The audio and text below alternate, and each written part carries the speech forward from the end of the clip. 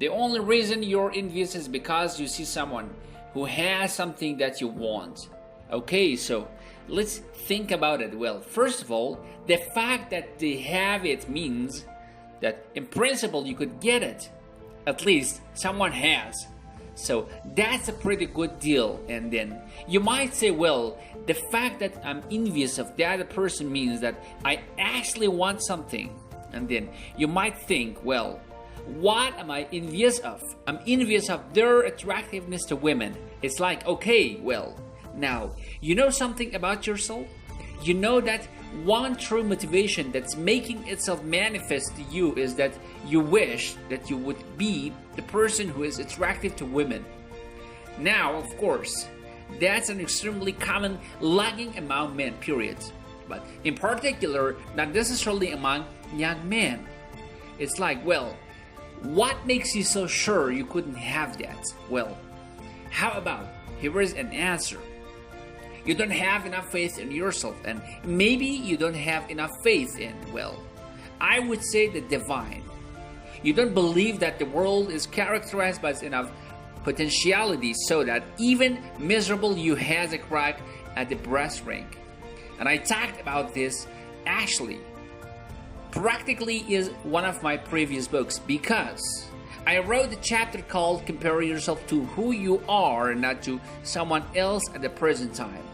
Well, why? Well, your best benchmark of tomorrow is your today, and you might not be able to have what someone else has on a particular axis you're comparing yourself with them on. But you could make an incremental improvement over your current state, regardless of your direction you're aiming. And it's the case, and this is Allah. The return on incremental improvement is exponential or geometric and not linear. So even if you start, this is why the hero is always born in a lowly place. Mythologically, Christ, who redeems the world, is born in a manger with the animals who poverty-stricken parents in the middle of a god-forsaken desert in a nondescript time and place isolated. Please check my channel for more awesome content. Do not forget to like, share, subscribe, and leave a comment. Your support means a lot. Well, why? Well, because everyone young struggles with their insufficiency, but that doesn't mean that great things cannot make themselves manifest.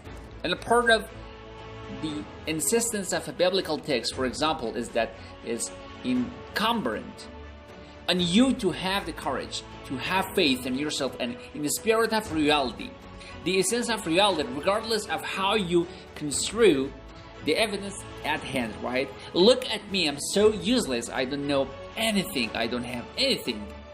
It's hopeless, I don't have it within me. The world couldn't offer me that possibility. Well, what the hell do you know about that? This is what Job figures out in the midst of his suffering in the book of Job.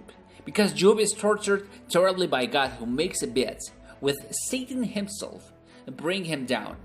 And Job's decision in the face of his intense suffering is, I'm not going to lose faith in my essential goodness. And I'm not going to lose faith in the essential goodness of being itself. Regardless of how terrible the face is showing to me at the moment happens to be. And I think, okay, what do you make of that claim? Well, let's look at this practically. You're being tortured by the arbitrariness of life, and this is horrible. Now, you lose faith in yourself and you become cynical about being. So, are you infinitely wore off instantly? And then you might say, well, but it's really asking a lot of people that they maintain faith even in the darkest hours. It's like, yeah. You might be asking everything from people to do that precisely. What the atheists of envy, gratitude, that's something you can practice. I mean, literally practice. The gratitude element would be something like, well, yeah, you don't know anything and you are at the bottom, but you're not 80. One of the best predictors of wealth in the United States is age. So then you might say, well, who's got it better? And the old rich guy and the young poor guy.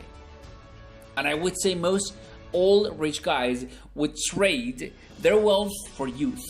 So it's not exactly at all at my stage who's got an upper hand and who's got an advantage.